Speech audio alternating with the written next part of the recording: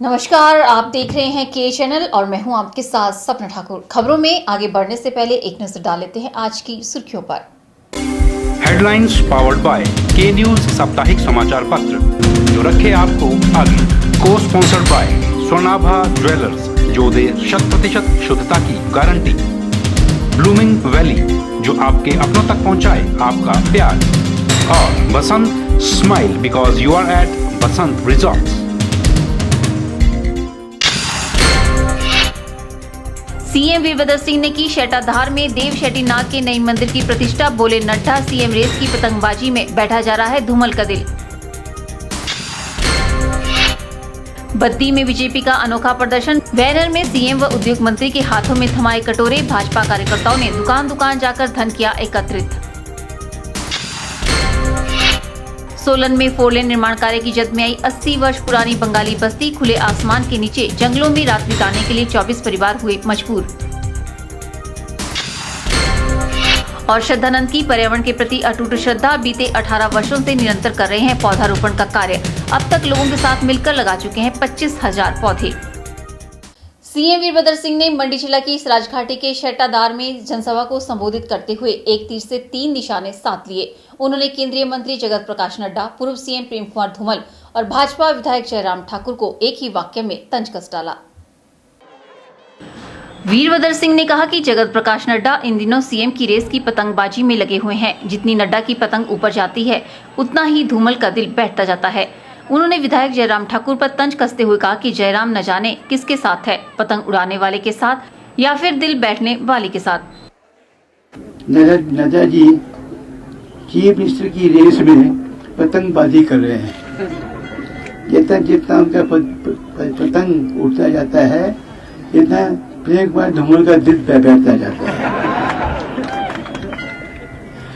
मुझे नहीं पता हमारे विधायक श्री जयराम जी का दिल पतंग के साथ उड़ रहा है या उनके साथ है जिनका दिल बैठ रहा है। सोमवार को सीएम वीरभद्र सिंह शेटाधार में देव शेट्टी नाग के नए मंदिर की प्रतिष्ठा समारोह में शामिल होने पहुंचे हुए थे। इस कार्यक्रम में सराज से भाजपा विधायक जयराम ठाकुर भी सीएम के कार्यक्रम में मौजूद रहे। कार्यक्रम के दौरान सराज से कांग्रेसी नेता चेतराम ठाकुर ने मंच से राजनीतिक बातें शुरू कर दी, जिसके जवाब में भाजपा विधायक जयराम ठाकुर भी बोल पड़े। बाद में जब सीएम के बोलने की बारी आई तो उन्होंने दोनों को नसीहत दी, लेकिन नसीहत के बहाने सीएम खुद राजनीतिक बातों में उलझ गए। उन्होंने जयराम ठाकुर को शरीफ बताते हुए भाजपा को टोंडा कह दिया। उन्होंने कहा कि भाजपा में टोंडे भरे पड़े हैं और वहां पर जयराम जैसे व्यक्ति अपनी मजबूरी के साथ रह रहे हैं। उन्होंने कहा कि वह जयराम ठाकुर की शराफत के कारण हमेशा उनकी तरफ दोस्ती का हाथ बढ़ाते हैं। जयराम जी अपनी पार्टी में भी मजबूर है क्योंकि शरीफ है। भाजपा में शरीफ आदमी के लिए कोई जगह नहीं है, वहाँ ये टोंडा। और बदकिस्मती से ये टोंडा नहीं है। मगर यहाँ तक इनकी शराफत की बात है, हम इनके कायल हैं और हमेशा मेरा इनकी तरफ जो हाथ उठता है वो दोस्ती का ही हाथ उठता है। सीएम वीरभद्र सिंह यहीं नहीं रुके, उन्होंने भाजपा को कंजूस पार्टी तक कह दिया। साथ ही उन्होंने भाजपा नेताओं को अपनी खाल्टी में रहने की सलाह भी दी। सीएम ने कहा कि भाजपा नेता झूठा ढिंढोरा पीटने में माहिर है, गर्भ धारण होता नहीं और वह बच्चे के जन्म की बधाइयां देने लग जाते हैं। उन्होंने कहा कि अगर दम है तो चुनाव जीते और हम एक जिम्मेदार विपक्ष की भूमिका निभाने को पूरी तरह से तैयार है। झूठा प्रोपेगेंडा करने के में माहिर है। अभी गर्भ धारण नहीं हुआ, बच्चे पैदा करने की मुबारकबाद कर रहे हैं।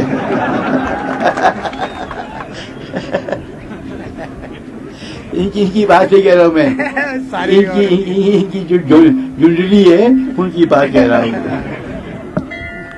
अरे इसलिए हमारे पहाड़ी में कहावत है कि भाई अपनी खाल्टी में रहो। आज भारतीय जनता पार्टी के कुछ नेता दूर से ज्यादा खाल्टी से बाहर निकल गए हुए हैं। अरे इलेक्शन जीतो तो आप हम सब काम धाम आपको सौंप देंगे और हम एक जिम्मेवार विपक्ष का काम करेंगे। ब्यूरो रिपोर्ट के चैनल। बीवीएन के अफसरों पर चंदा उगाही करने पर गिरी सीबीआई की गाज के बाद दून भाजपा मंडल ने अनोखा प्रयोग करके कांग्रेस के लिए धन जुटाया। दून भाजपा के सभी प्रमुख कार्यकर्ताओं ने साई रोड बद्दी में एकत्रित हुए और उसके बाद समस्त कार्यकर्ताओं ने दुकान दुकान जाकर धन एकत्रित किया। धन एकत्रित करने के लिए बकायदा एक बैनर लगाया गया था जिसमें लिखा था कि ये पैसा सीएम के वकीलों की फीस, उद्योग मंत्री एवं कांग्रेस के संपूर्ण विकास के लिए एकत्रित किया जा रहा है। निवेदनकर्ता के रूप में बीवीएन के समस्त सरकारी कार्यालयों के नाम से आग्रह किया हुआ था। कार्यकर्ताओं को संबोधित करते हुए प्रदेश कार्यकारिणी सदस्य डॉक्टर श्रीकांत शर्मा ने आरोप चढ़ा कि सीएम के केसों की वकीलों को भारी भरकम फीस जुटाने के लिए सरकार बीवीएन के अधिकारियों पर जबरन दबाव बनाकर उद्यमियों से उगाही करवा रही है। हिमाचल प्रदेश का पहला मुख्यमंत्री है जो अपने भ्रष्टाचार के केसों को सुलझने के लिए बड़े बड़े वकीलों को कर रहा है और दिल्ली में अपने जो हिमाचल प्रदेश की जनता की खड़ी कमाई है उसको हेलीकॉप्टर के पेट्रोल और दूसरे हमारे मुकेश अग्निहोत्री जी, जैसा आप देख सकते हैं ये सामने बैनर लगा है, हे दाता के नाम तुझको अल्लाह रखे। सरकार लोगों को न्याय देने के लिए होती है, लोगों के काम सुलझाने के लिए होती है, लेकिन हमारी सरकार भीख का कटोरा लेकर इन्होंने अधिकारियों को भी भिखारी बना दिया। दोस्तों, कर्मचारी भी दो प्रकार, सारे कर्मचारी चोर नहीं है। आज भी कुछ कर्मचारी बीवीएन के अंदर भी ऐसे हैं जो ये मानते हैं कि वीरभद्र और मुकेश अग्निहोत्री ने और यहाँ के विधायक राम कुमार ने हमारे सीने पर बंदूक की नाली रखी है कि जाइए महीने में इतना पैसा। कांग्रेस पार्टी को चुनाव लड़ना है, उसके लिए पैसे चाहिए। इस दौरान प्रदेश सदस्य डीआर चंदेल, जिला सचिव बलविंदर ठाकुर व हंसराज चंदेल आदि नेता भी मौजूद रहे। के चैनल के लिए बद्दी से नंदलाल ठाकुर की रिपोर्ट। हिमाचल के बद्दी में राजनीतिक सरगर्मियां तेज होने शुरू हो गई हैं और राजनीतिक नेताओं ने अपनी अपनी पार्टी से चुनाव लड़ने के दावे ठोकना शुरू कर दिया है। इसी कड़ी में बद्दी में बीजेपी नेता हंसराज चंदेल ने प्रेस वार्ता कर दून विधानसभा से बीजेपी के टिकट चुनाव लड़ने की इच्छा जाहिर की है और पार्टी के शीर्ष नेताओं का आशीर्वाद भी प्राप्त होने की बात कही है। प्रेस वार्ता को संबोधित करते हुए हंसराज चंदेल ने कहा कि दून में कुछ तथा कथित नेता भाजपा का नाम लेकर चुनाव प्रचार कर दून की जनता को गुमराह कर रहे हैं। ऐसे नेताओं का भाजपा से कोई लेना देना नहीं है, ये खाली भाजपा के नाम पर सांत्वना बटोर रहे हैं। उन्होंने कहा कि इस कथित नेता को 1 साल पहले दून भाजपा मंडल ने पार्टी से 6 साल के लिए निष्कासित कर दिया है। यह नेता भाजपा का न तो प्राथमिक सदस्य है और न ही सक्रिय सदस्य है।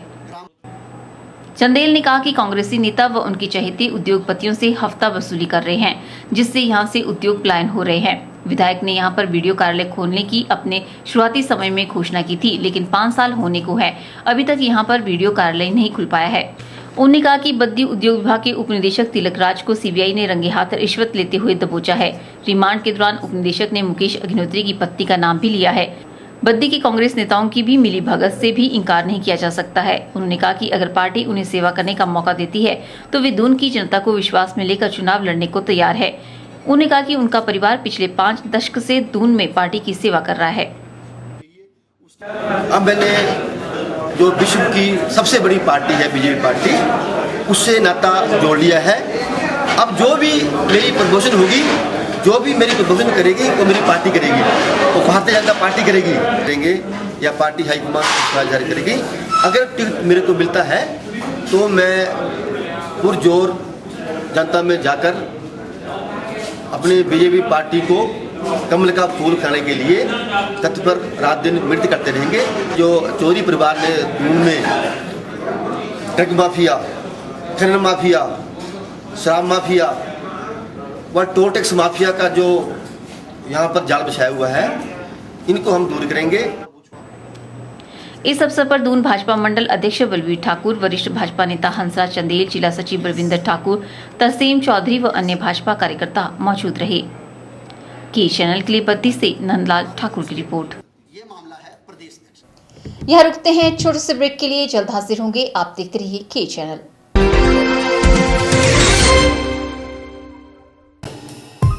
Sachdeva College Mandi, the premier institute for competitive exam preparation since 2000. Crash course starts for JEE Main and Advanced. NEET, BSc Horticulture, BSc Agriculture, BSc Nursing, NDA, PET. Mandi में सर्वाधिक सिलेक्शन देने वाला संस्थान। Free coaching for polytechnic test. Registration fees only 500. Special offers discount in fee. Coaching is also available for forthcoming exams. Sachdeva International School, Paddal Mandi, Himachal Pradesh. Admission starts for 2017-18. Sachdeva International School, Johata Bazar, Town Mandi. Playway with crèche. Admission also starts Prabhudyal Memorial Polytechnic, a unit of Sachdeva College, Mandi.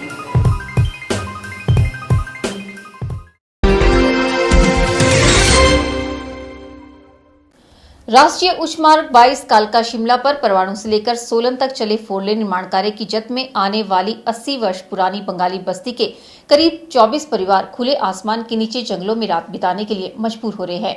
इस बस्ती में लगभग 300 से भी अधिक अनुसूचित जाति के लोग रहते हैं। लोगों ने सरकार से मांग की है कि उजड़ रहे परिवारों को कहीं भूमि अलॉट की जाए ताकि वे अपने अपने परिवार को पाल सके। जानकारी के अनुसार 4 लेन निर्माण कार्य के दौरान नेशनल हाईवे पर बसे धर्मपुर पंचायत के वार्ड नंबर 10 की बंगाली बस्ती में रहने वाले 24 परिवार पूरी तरह से बेघर हो गए हैं, जिससे इन परिवारों को भारी परेशानियों का सामना करना पड़ रहा है। बताया जा रहा है कि इस बस्ती को धर्मपुर में बसे करीब 80 वर्ष हो गए हैं और इस बस्ती में लगभग 300 से भी अधिक लोग अनुसूचित जाति के रहते हैं। वहीं बंगाली बस्ती के लोगों ने बताया कि जब हिमाचल के मुख्यमंत्री कसौली दौरे पर थे तब बस्ती का एक प्रतिनिधिमंडल मुख्यमंत्री से मिला था और उन्होंने इस समस्या को बयां किया था और मांग की थी कि उजड़ रहे परिवारों को कहीं भूमि अलॉट की जाए ताकि वे अपने परिवार को पाल सकें। बस्ती की एक छात्रा युवती ने अपना दुख बयां करते हुए बताया कि सरकार द्वारा ही उन्हें यह भूमि दी गई थी। उसी समय से उसके परिवार वाले 80 वर्षों से यहाँ रह रहे हैं। उन्होंने बताया कि वह आगे की शिक्षा ग्रहण करना चाहती है, लेकिन अब तो न स्थायी ठिकाना रहा और कारोबार में भी घाटा हो रहा है। उन्होंने प्रदेश सरकार को आड़े हाथों लेते हुए कहा कि बेटी बचाओ बेटी पढ़ाओ योजना को लागू करने वाली सरकार कहां सो रही है। से घर वगैरह उठ रहे हैं, इससे हमारी स्टडी का भी लॉस हो रहा है। हमारी स्टडी को लेकर आप स्टडी ले लो और बिजनेस भी हमारे ठप हो रहे हैं। एवरीथिंग जिसको बोल सकते हैं वो सब कुछ काम हमारा स्टॉप हो चुका है। मैं फर्दर स्टडी करना चाहती थी, आगे मैं फर्दर स्टडी भी नहीं कर पा रही हूँ। सरकार ने हमको मजदूर के लिए एक जगह दी कि आप इस जगह में रहिए। आज जब हमने हमारे पक्के घर बन चुके हैं तो आप उन लोगों ने हमारे घर उठा दिया। आप सरकार से कहती हूँ कि मुझे इस चीज का वो दीजिए और मैं स्टडी भी करना चाहती हूँ। मुझे ये बताइए कि मैं स्टडी कहाँ से करूँ। मेरे घर पे मेरे फादर है, कुछ काम नहीं है, मेरी मम्मा ओल्ड है, उनकी लेग्स जिसको बोल सकते हैं वो चल नहीं सकते हैं। मेरे पापा की इतनी तनख्वाह भी नहीं है, तनख्वाह कहाँ से होनी है। आप ये बताइए कि घर भी कहाँ से बनाए और मैं कहाँ रहूँ, मैं कहाँ स्टडी करूँ। आप बता दें कि राजस्व विभाग से मिली जानकारी के अनुसार जिस भूमि पर बंगाली बस्ती को वर्षों पूर्व बसाया गया था उस भूमि पर वास्तव में वन विभाग का मालिकाना हक था, परंतु आज 4 लेन के कारण यह सभी परिवार खुले आसमान के नीचे बैठकर अपना गुजारा कर रहे हैं। आज इनकी स्थिति यह है कि न तो इन लोगों के पास घर बनाने के लिए कोई भूमि है और न ही इतना पैसा कि ये भूमि खरीद कर पुनः घर बना सके। ब्यूरो रिपोर्ट, के चैनल, सोलन। आगामी विधानसभा चुनावों पर रणनीति बनाने के लिए मार्क्सवादी कम्युनिस्ट पार्टी की जोगिंद्रनगर कमेटी ने एक बड़ी जनरल बॉडी बैठक करके चुनावी बिगुल बजा दिया है। जोगिंद्रनगर विधानसभा क्षेत्र से माकपा के संभावित प्रत्याशी कुशाल भारद्वाज के समर्थन में बुलाई गई इस बैठक में माकपा के कार्यकर्ताओं के अलावा बड़ी संख्या में पूर्व सैनिक, सेवानिवृत्त कर्मचारी, मजदूर, किसान, महिलाएं, छात्र, नौजवान व दुकानदार भी शामिल हुए। चुनावी मंथन के लिए मिशन 2017 जोगिंद्रनगर हमारा के नाम के साथ बुलाई गई इस पहली जनरल बॉडी बैठक में 1000 से भी अधिक कार्यकर्ताओं व समर्थकों ने हिस्सा लिया। बैठक की खास बात यह थी कि इसमें 33 पूर्व सैनिक भी शामिल हुए तथा कुशाल भारद्वाज को अपना भरपूर समर्थन दिया।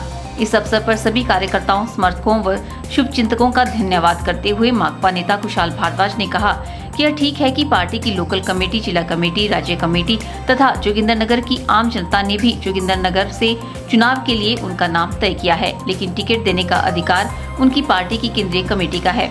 अगर केंद्रीय कमेटी ने टिकट दिया तो वे चुनाव जरूर लड़ेंगे।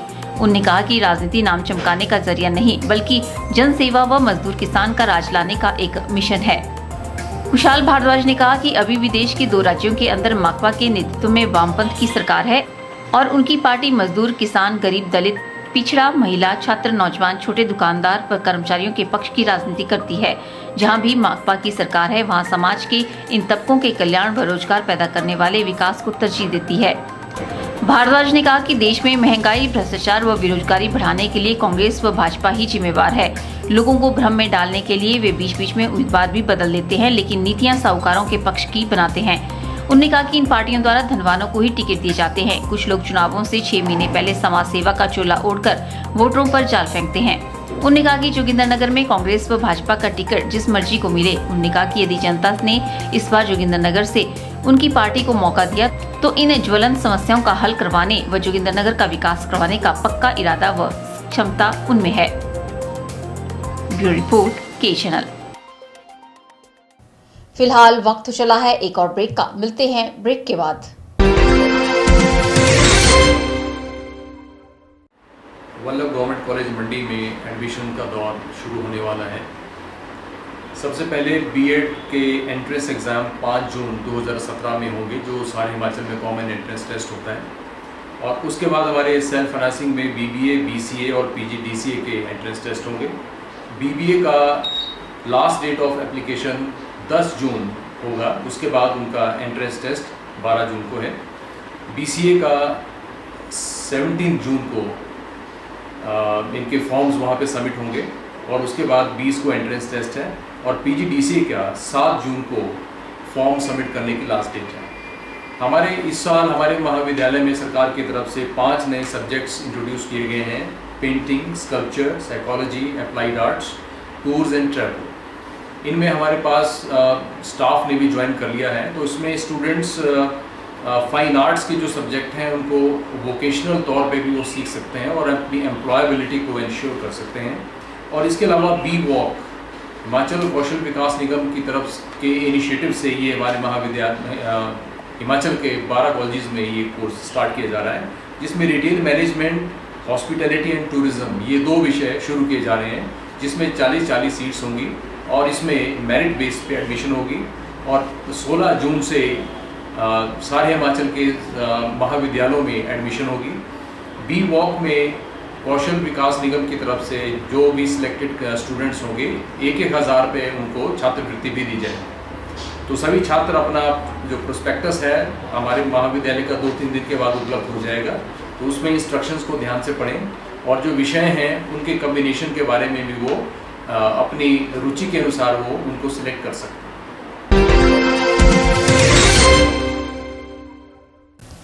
मंडी जिला प्रशासन द्वारा विश्व पर्यावरण दिवस के मौके पर रिवाल्सर झील को स्वच्छ बनाने के उद्देश्य से एक स्पेशल कैंप का आयोजन किया गया, जिसमें अनेक धार्मिक सामाजिक संस्थाओं ने बढ़ चढ़कर अपना सहयोग दिया। जहां देश भर में विश्व पर्यावरण दिवस के मौके पर अनेक कार्यक्रमों का आयोजन किया गया और पर्यावरण को बचाने का संदेश दिया गया, वहीं रिवाल्सर में मंडी जिला प्रशासन द्वारा रिवाल्सर झील को clean Rewalsar, green Rewalsar campaign का आयोजन किया गया। इस मौके पर एसडीएम बल संजीव धीमान ने स्वयंसेवियों से आह्वान किया कि वे निस्वार्थ भाव से सेवा कर रिवाल्सर झील को स्वच्छ बनाने में अपना सहयोग करें। उन्होंने कहा कि हर 6 महीने में एक बार इस तरह का स्पेशल कैंपेन आयोजित किया जाएगा ताकि रिवाल्सर को क्लीन और ग्रीन बनाया जा सके। कि आज जो है वो एकादशी है, निर्जला एकादशी का कार्यक्रम भी है और लोग जो है वो इस कार्यक्रम में लोगों को पानी पिलाते हैं। और उसका पानी पिलाने का महत्व जो है वो क्या है? पानी पिलाने तो घर में भी लोग पानी पीते हैं और पानी पिलाने का महत्व ये है कि पानी को बचाने का एक संदेश है कि पानी आपके लिए कितना महत्वपूर्ण है। और जब पानी की बात आती है तो हमारे यहाँ जो झील है वो झील जो है वो पर्यावरण प्रदूषण होने का शिकार जो है उस देश में प्रवृत्ति रहती है। वो विभिन्न कारणों से, वो कारण मैं अभी बताना नहीं चाहूंगा।